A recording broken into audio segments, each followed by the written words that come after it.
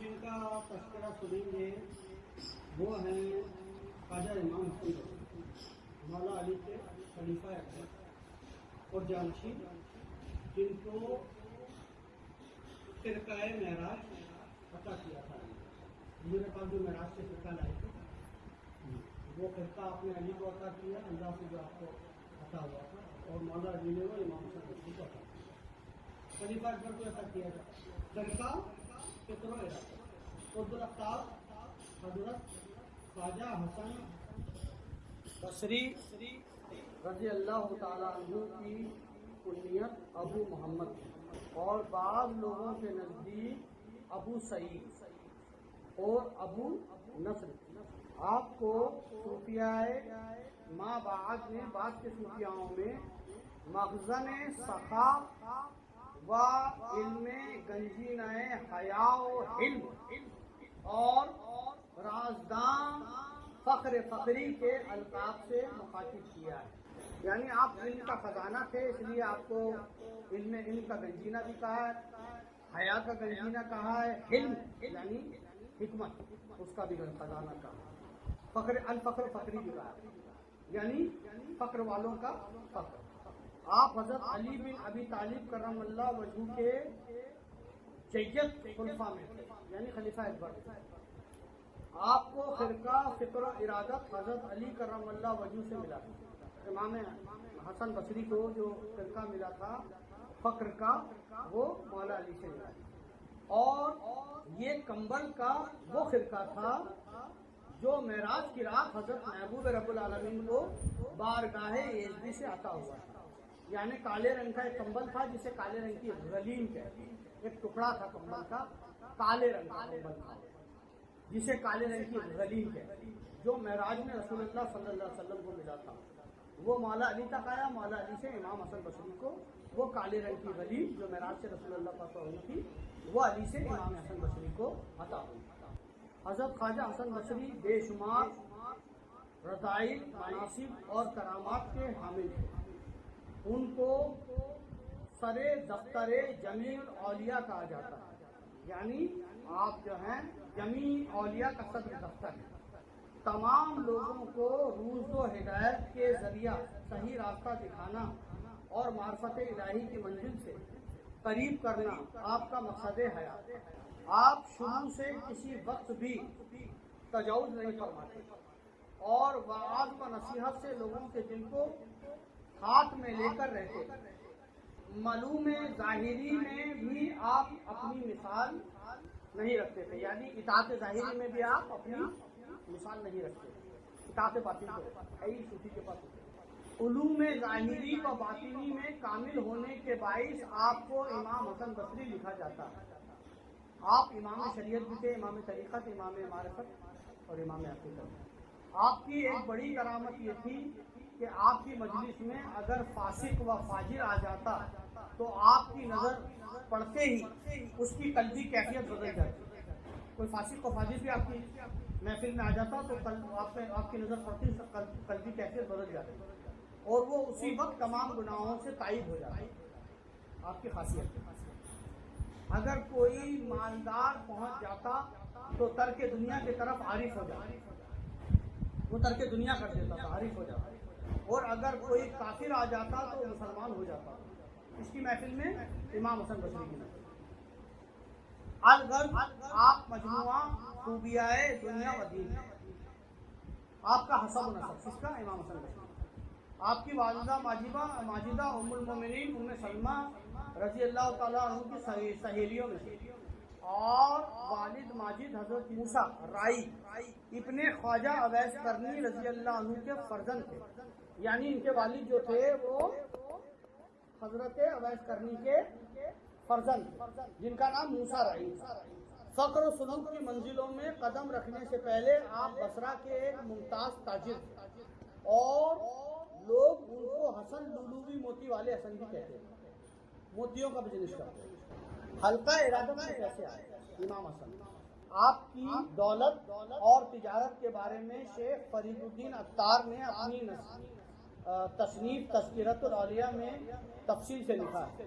انہوں نے لکھا ہے کہ عشق الہی میں سرشار ہو کر آپ نے اپنا سارا مال و زر فقراء اور مساکین میں تقسیم کر دیا تھا، یہاں تک کہ گھر کا اثاثہ اور ایک وقت کا خرچہ تک نہیں چھوڑا، سب کچھ اللہ کی راہ میں امام حسن بصری نے ڈال دیا جب مولا علی سے بیٹھ۔ اور پھر حضرت امیر المومنین علی رضی اللہ تعالیٰ عنہ کی خدمت میں حاضر ہو کر ان کے حلقہ ارادت میں شامل ہو گئے اور اپنے شیخ حضرت علی کرم اللہ وجہ کی مطابعت میں سخت سے سخت ریاضت اور مجاہدہ میں مشغول ہو گئے۔ آپ نے بہت مالدار تھے، حسن نندوی آپ کا نام تھا، موتیوں کا بزنس کرتے تھے، بصرے کا موتی بہت مشہور ہوتا ہے، لیکن جب مولا علی سے محبت ہو گئی تو یہ سب کچھ اللہ کی راہ میں خرچ کر کے 1 روپیہ بھی اپنے پاس نہیں رکھا اور مولا علی سے بیعت ہو کر عبادت و ریاضت میں مشغول ہو گئے۔ 5-5 6-6 روز پر افطار کرتے تھے، یعنی 5-5 6-6 دن کا روزہ رکھتے تھے۔ عالم سرمستی میں اکثر فرمایا کرتے تھے اگر میں اتباع رسول اور اتباع علی نہیں کروں گا تو کہیں کا نہیں رہوں گا، اور جب میں نے ان کا فرقہ پہنا ہے تو پھر ان کی پیروی مجھ پر فرض ہو گئی، کیونکہ میں نے مولا علی کا دیا ہوا فرقہ پہن لیا تو رسول اللہ مولا علی کی پیروی مجھ پر فرض ہے اور میں انہیں کے راستے پہ چلوں گا، یعنی ان کے اطاعت باطنی کروں گا، ان کی جو اطاعت باطنی تھی اس کا اتباع کروں گا، اس کو فالو کروں گا، ورنہ قیامت کے دن درویشوں کا کس منہ سے سامنا کروں گا؟ اگر میں نے اطاعت باطنی نہیں کی رسول اللہ مولا علی کی تو درویشوں کو کیسے منہ دکھاؤں گا قیامت؟ آپ کے بارے میں مشہور ہے کہ 70 سال تک آپ کسی وقت بے وضو نہیں رہے، 70 سال تک آپ کسی بھی وقت بے وضو نہیں رہے، کون؟ امام حسن بصری۔ اور انجام کار درویشوں کے سرے گروہ اور دنیا والوں سے بے تعلق ہو گئے، اور آخر میں درویشوں کے سردار ہو گئے اور دنیا والوں سے لا تعلق بے تعلق، درویشوں کی سردار۔ کسی شخص نے آپ کے بارے میں ایک بزرگ سے پوچھا کہ حضرت خواجہ حسن بصری کو درویشوں کی سرداری کس طرح ملی؟ تو بزرگ نے جواب دیا کہ ان کے علم و فضل کی ہر شخص کو ضرورت ہے اور خود ان کو سوائے خدا کے کسی کی حاجت نہیں، یعنی امام حسن بصری کو اللہ کے سوا کسی کی حاجت نہیں ہے۔ مشہور ہے کہ جب آپ عالم وجود میں آئے تو لوگ آپ کو امیر المومنین حضرت عمر کی خدمت میں لے گئے۔ مشہور ہے کہ جب عالم وجود میں آئے یعنی اس دنیا میں لوگ آپ کو امیر المومنین حضرت عمر کی خدمت میں لے گئے، حضرت عمر نے آپ کا چہرہ دیکھ کر لکھا سما رہے حسنن فنا حسن الوجہ، یعنی چہرے کے حسن کی مناسبت سے ان کا نام حسن رکھا۔ جب آپ دنیا میں تشریف لائے تھے تو حضرت عمر نے آپ کا نام حسن رکھا، ایسا کہا جائے۔ حضرت ام المومنین سلمہ کی دعا، شیر خواری کے دوران جب آپ چھوٹے تھے دودھ پیتے تو اکثر آپ کی والدہ ماجدہ کام میں مشغول ہو جاتی اور آپ بھوک سے رونے لگتے، جب آپ کی والدہ کام میں مشغول ہوتی تو آپ بھوک سے رونے لگتے جب شیر خوار تھے، تو حضرت ام سلمہ رضی اللہ عنہ اپنے سینے سے ان کو لگاتی اور شان خداوندی سے کچھ دودھ کے قطرے نکل کر بھی آتے جس سے ان کی تشفی ہو جاتی ہے۔ آپ نے ام سلمہ کا، حضرت ام سلمہ رضی اللہ عنہ کا بھی دودھ پیا۔ حضرت ام المومنین سلمہ رضی اللہ عنہ اکثر دعا فرماتی کہ خدا بندہ اس لڑکے کو اپنے بندوں کا رہبر اور امام بنائے۔ حضرت سلمہ نے دعا کی کہ بندوں کا رہبر اور امام بنائے، اور آخر کار حضرت ام المومنین ام سلمہ کی دعا کی برکت سے یہی ہوا کہ آپ امام بن گئے۔ عطیہ رسول، آپ کو رسول سے کیا ملا؟ بچپن کے زمانے میں ایک مرتبہ حضرت ام المومنین ام سلمہ کے حجرے میں کھیلتے ہوئے آپ نے حضرت رسول خدا صلی اللہ علیہ وسلم کے کوزہ خاص سے پانی پی لیا۔ رسول اللہ کا جو کوزہ خاص تھا اس سے پانی پی لیا۔ رسول اللہ صلی اللہ علیہ وسلم جب حجرے میں تشریف لائے تو اپنا کوزہ خالی دیکھ کر پوچھا حضور پاک نے کہ اس کوزہ کا پانی کس نے پیا؟ جواب ملا کہ حسن بصری نے۔ پیغمبر صلی اللہ علیہ وسلم نے فرمایا کہ اس کوزہ سے حسن بصری نے جتنا پانی پی لیا ہے اتنا علم میری جانب سے ان کو منتقل ہو گیا۔ یعنی رسول اللہ اندر حجرے میں گئے، آپ باہر کھیل رہے تھے، بچے تھے، حضور کے گلاس میں پانی تھا، آپ نے پانی پی لیا۔ جب حضور باہر آئے دیکھا کہ پانی کوزہ خالی ہے، گلاس خالی ہے، تو آپ نے پوچھا بھائی یہ گلاس کس نے پیا پانی؟ تو کہا حضور وہ امام حسن بصری پی گئے۔ تو کہا جتنا پانی اس بچے نے پیا ہے اتنا علم میں نے اس کو عطا کر دیا، علم لدن۔ کتنا علم عطا ہوا ہوگا، زبردست۔ پھر ان کو شفقت سے اپنی گود میں بٹھایا، کس نے؟ رسول اللہ نے۔ پھر ان کو شفقت سے اپنی گود میں اٹھا لیا، اس کو حضور حضرت امام حسن بصری، خوف خدا۔ حضرت امام حسن بصری بات بہت کم کرتے تھے اور زیادہ تر خلوت میں بیٹھا کرتے تھے، اکیلے، اور خلوت میں بیٹھ کر یاد الہی میں مشغول رہتے تھے۔ اکثر و بیشتر خوف خدا کے باعث رو دیا کرتے تھے، اللہ کے خوف سے ہمیشہ روتے تھے۔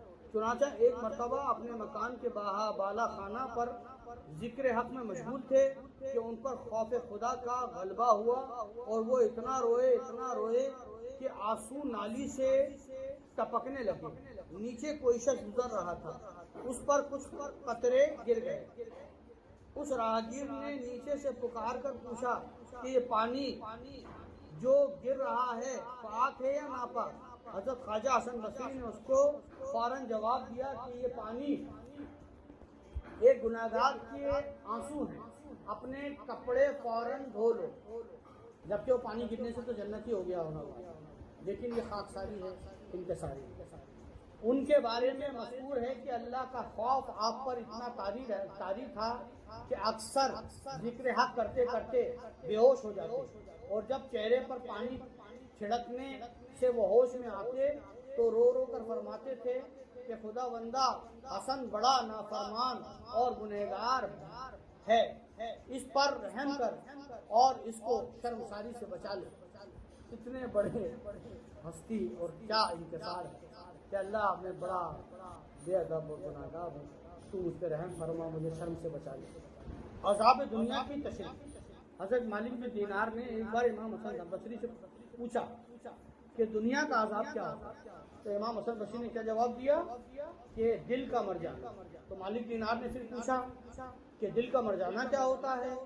تو امام حسن بصری نے جواب دیا دنیا میں دل کا لگانا، یعنی دنیا کا عذاب ہے دل کا مر جانا، اور دل کا مر جانا یہ ہے کہ دنیا میں دل کا لگانا۔ جس نے دنیا میں دل کو لگایا اس کا دل مردہ ہو گیا، اور یہی سب سے بڑا عذاب۔ ایک مرتبہ حضرت امام حسن بصری سے ایک شخص نے پوچھا کہ آپ کا کیا حال ہے؟ انہوں نے جواب دیا کہ اس فرد یا قوم کا کیا حال پوچھتے ہو جس نے دریا میں ہوتے ہوئے اپنی کشتی برباد کر دی۔ ایک شخص نے حضرت امام حسن بصری کی خدمت میں حاضر ہو کر عرض کی کہ فلاں شخص پر جاکنی کا علم ہے۔ کسی نے آ کر کہا امام حسن بصری سے کہ فلاں شخص پر جاکنی کا عالم ہے، جو جاکنی ہوتی ہے نا مرتے وقت۔ آپ نے فرمایا ایسا مت کہو، اس لیے کہ جاکنی تو اس پر 70 برس پہلے سے طاری ہے، اب تو جاکنی سے اس کو چھٹکارا ملنے والا ہے، اب تو جاکنی سے رستکاری کا وقت آیا ہے اور وہ جلدی ہی اپنی منزل پر پہنچ جائے گا۔ غفلت پر اظہار تعصب۔ ایک واقعہ حضرت امام حسن بصری نے فرمایا کہ میرے نزدیک بکری انسان سے زیادہ ہوشیار ہے، اس لیے کہ چرواہے کی ایک آواز پر وہ چرنے سے رک جاتی ہے، لیکن ہائے انسان کیسا بے خبر ہے کہ خدا کا حکم بھی اس کو خواہشات سے نہیں روک سکتا۔ بکری چرواہے کی حکم سے چارہ چرنے سے رک جاتی ہے، اور انسان اتنا غافل ہے کہ خدا کے حکم بھی اس کو خواہشات سے نہیں روک رہا۔ قناعت و معرفت الہی۔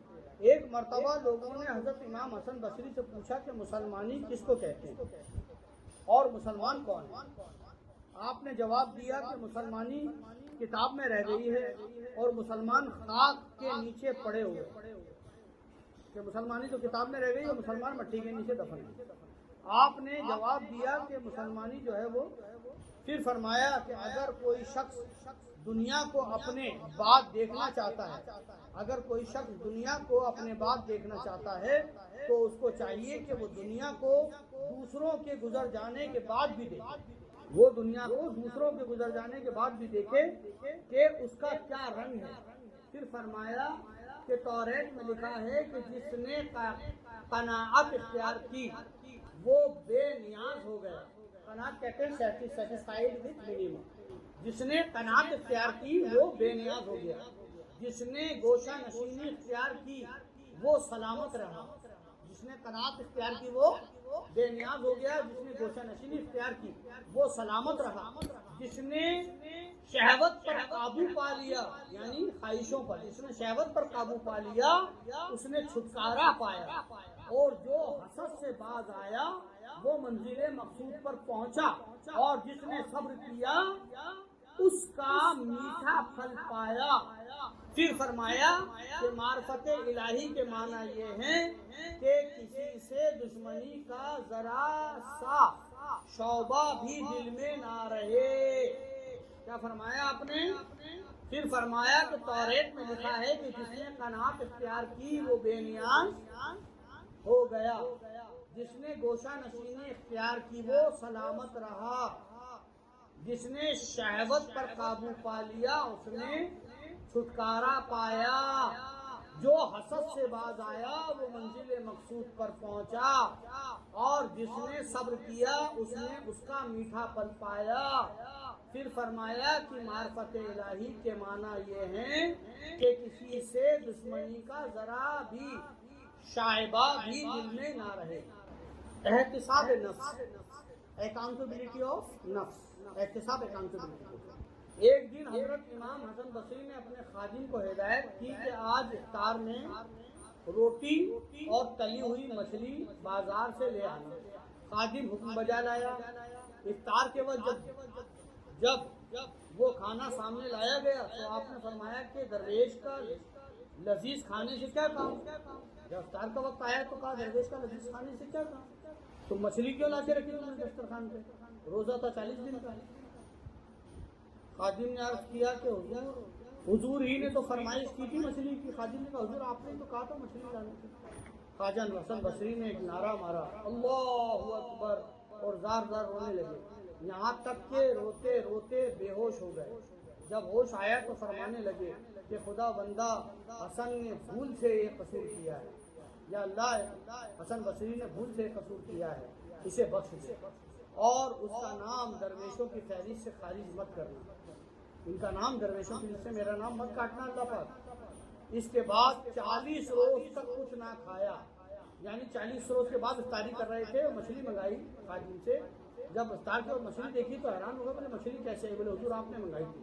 تو وہ شرمندہ ہوئے، اللہ کی بارگاہ میں پھر 40 دن تک روتے رہے، 40 روز تک کچھ نہیں کھایا اور صرف روتے رہے۔ پھر غیب سے آواز آئی کہ اے حسن ہم نے تجھ کو معاف کر دیا اور درویشوں کا سرے قدا بنایا، تجھے درویشوں کا سردار بنایا، لیکن دل شکستگی کو نہ چھوڑ، یعنی ایسے جو رو رہا ہے یہ دل شکستگی مت چھوڑ، دل شکستہ ہمیشہ رہنا چاہیے، دل شکستگی کو نہ چھوڑ، کیونکہ یہ مجھے بہت عزیز ہے۔ یہ دل جتنا شکستہ ہوتا ہے اللہ پاک فرماتا ہے اتنا ہی اس کی عزت اور منزلت میرے حضور بڑھ جاتی ہے۔ توکل کی تلقین۔ حضرت امام حسن بصری ایک مرتبہ جماعت کے ساتھ حج کرنے کے لیے جا رہے تھے۔ صحرا میں ایک شخص کو پیاس معلوم ہوئی، تلاش کرنے سے ایک کنواں ملا، اس پر بالٹی اور ڈول موجود نہیں تھے، اور تھوڑی ہی دیر بعد پانی کنویں سے ابلنے لگا اور اوپر تک آ گیا۔ پہلے تو پانی بہت نیچے تھا، پھر ابلنے لگا، اوپر آ گیا۔ امام حسن بصری نے فرمایا کہ جب میں نماز میں مشغول ہوں تو تم لوگ پانی پی لینا۔ لوگوں نے کہا پانی کا کنویں کا پانی تو بہت نیچے ہے، نہ لوٹا ہے نہ مگا ہے، پانی کیسے پیے؟ کہا بھائی جب میں نماز میں مشغول ہو جاؤں پی لینا، میں کہہ رہا ہوں نا تم۔ کہا اچھی بات ہے۔ اس کے بعد آپ نماز میں مشغول ہو گئے، کون؟ امام حسن بصری، اور تھوڑی ہی دیر بعد پانی کنویں سے ابلنے لگا۔ قافلے کے تمام لوگ اس سے سیراب ہوئے اور لوگوں نے وضو بھی کر لیا۔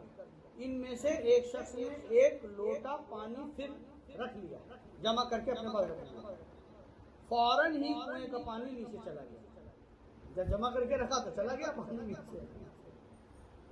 ایسی دولت جمع کر کے رکھو گے نیچے چلی جائے گی۔ نماز سے فارغ ہونے کے بعد آپ کو یہ بات معلوم ہوئی تو آپ رنجیدہ ہوئے اور فرمایا کہ تم نے خدا پر بھروسہ نہ کیا، اس لیے کہ پانی کنویں میں نیچے چلا گیا۔